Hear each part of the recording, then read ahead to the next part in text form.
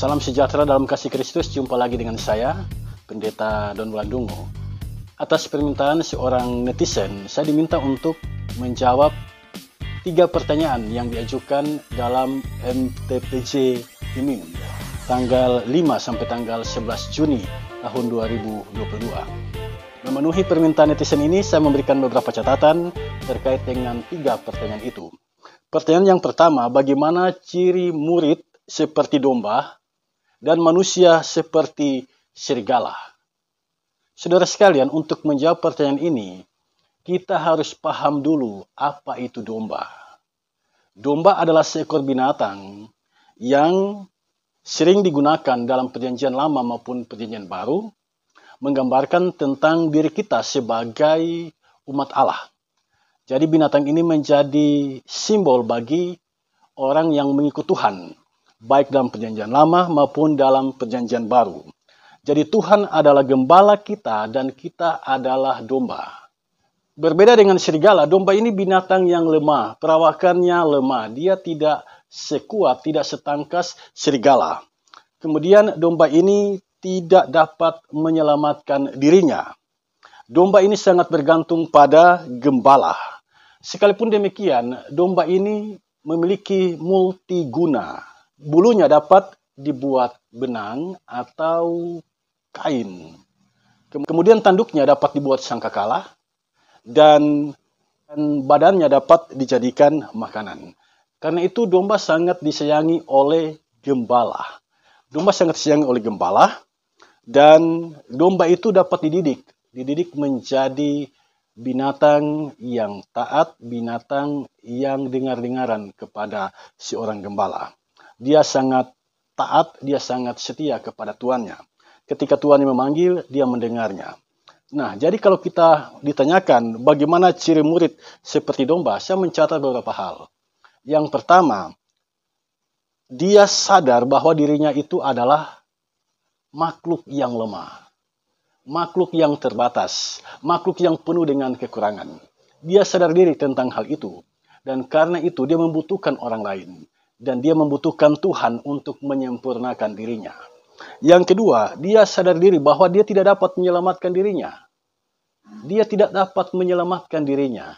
Karena itu dia butuh gembala agung untuk menyelamatkan dirinya.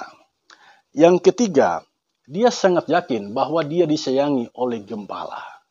Karena dia sangat disayangi oleh sang gembala, yaitu Tuhan kita, Yesus Kristus.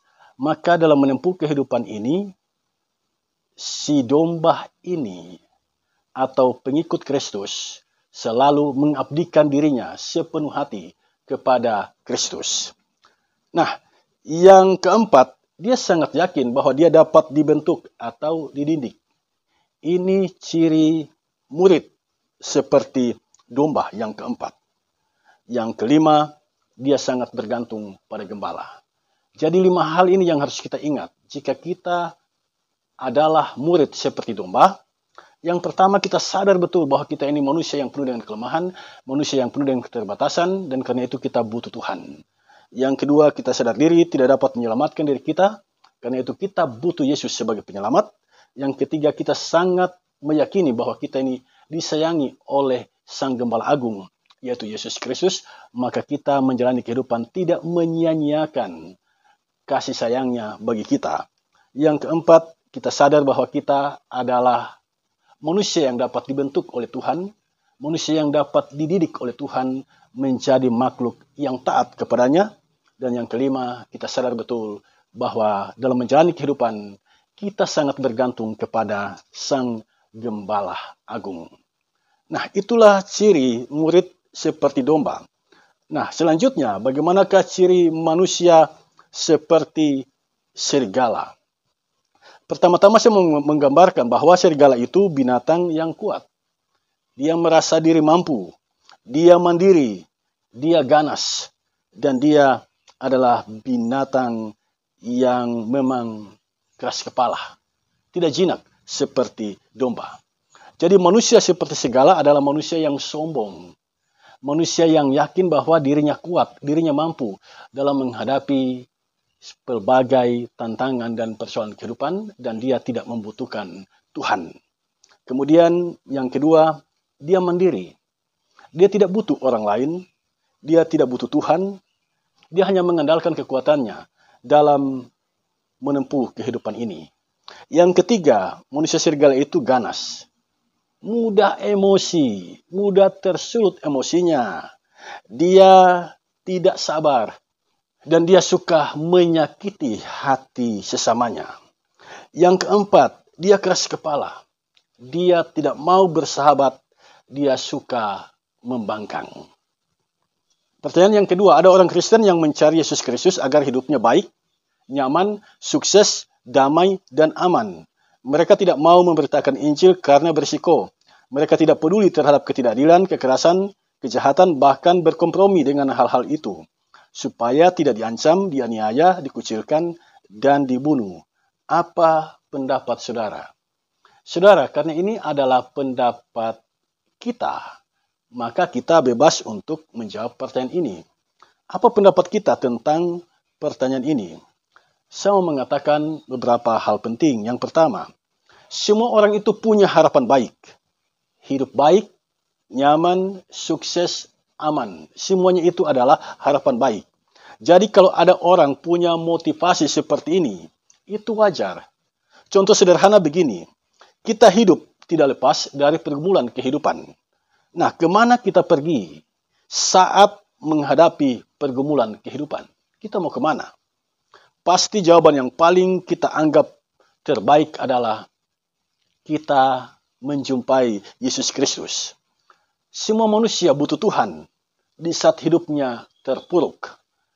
Jika Anda mencari Tuhan agar hidupmu menjadi lebih baik, itu adalah pilihan yang tepat. Nah, yang salah adalah tidak mau memberitakan Injil karena berisiko. Ini bukan mental orang Kristen.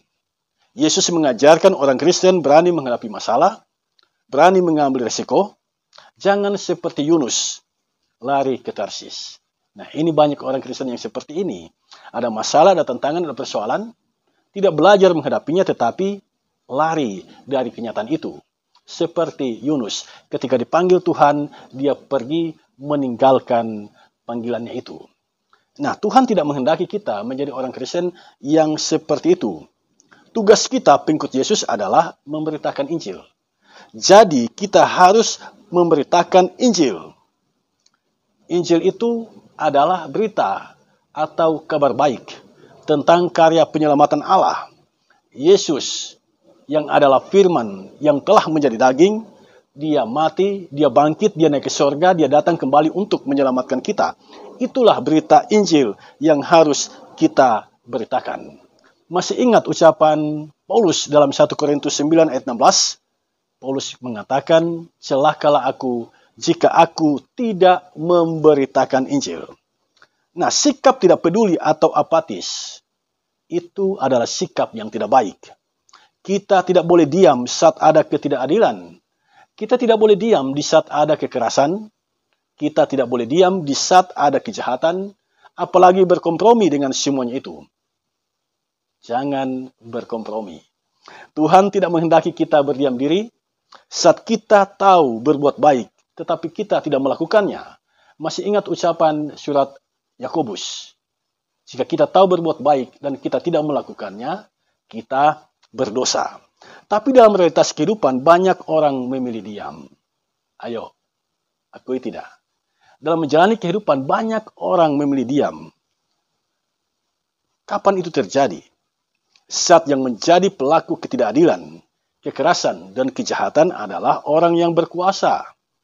Orang-orang ini memilih bersikap diam ketika mereka tahu yang menjadi pelaku kejahatan itu, pelaku ketidakadilan itu adalah orang yang berkuasa.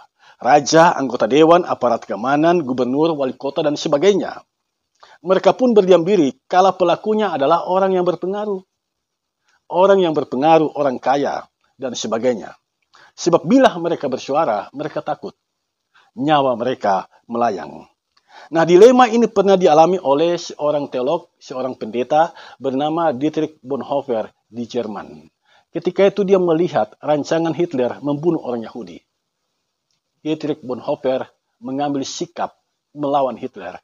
Dan akhirnya dia dipenjara, Dia ditangkap oleh Hitler, dimasukkan ke dalam penjara, dan dia menderita karena keputusannya itu. Dietrich Bonhoeffer memilih melawan Hitler daripada Hitler bertindak kejam membunuh orang Yahudi. Nah, saudara sekalian, jadi dalam hal memperjuangkan keadilan, memperjuangkan kebenaran, itu bukan hal yang mudah. Di saat kita berhadapan dengan orang yang berkuasa, orang yang berpengaruh, apakah kita punya nyali untuk menghadapi mereka? Pada titik inilah banyak orang berdiam diri. Tapi Dietrich Bonhoeffer memberikan motivasi dan inspirasi bagi kita untuk berani melawan semuanya itu, sekalipun nyawa taruhannya. Nah, dari sini kita mengerti memberitakan Injil ada risikonya. Kita bisa diancam, kita bisa dikucilkan, kita bisa dianiaya, kita bisa dibunuh. Nah, kalau soal orang tersinggung, ketika kita memberitakan Injil, ketika kita berkhotbah, itu biasa adanya. Tapi kalau dianiaya dan dibunuh, itu yang luar biasa. Nah, sekarang kita masuk pada pertanyaan yang ketiga. Pertanyaan ketiga dari MTPJ Gemim tanggal 5-11 Juni. Apa arti ungkapan sebab itu hendaklah kamu cerdik seperti ulas dan tulus seperti merpati? Apa arti ungkapan itu? Saya mencatat di sini, cerdik seperti ular bukan berarti menjadi ular. Tulus seperti merpati bukan berarti menjadi merpati. Tetaplah menjadi dirimu sendiri. Berjuanglah agar tumbuh sebagai pribadi yang cerdik dan tulus. Di situ poinnya. Bukan menjadi ular, bukan menjadi merpati, tetapi menjadi pribadi yang cerdik dan tulus. Jangan mati konyol karena Anda tidak cerdik. Jangan mati konyol, karena itu Anda harus cerdik. Jangan gampang ditipu orang, karena itu Anda harus cerdik. Dan Anda harus bisa dipercaya orang.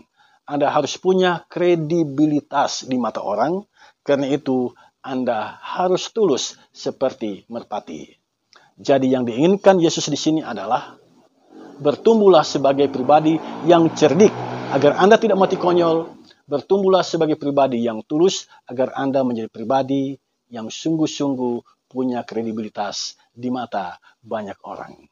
Agar Anda menjadi pribadi yang dapat dipercaya oleh banyak orang.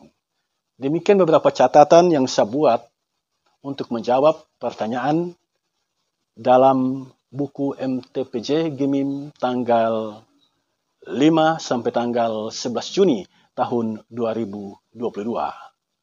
Kiranya dengan mendengarkan ulasan ini, Anda semakin diberkati oleh Tuhan dan menjadi berkat bagi sesama. Shalom.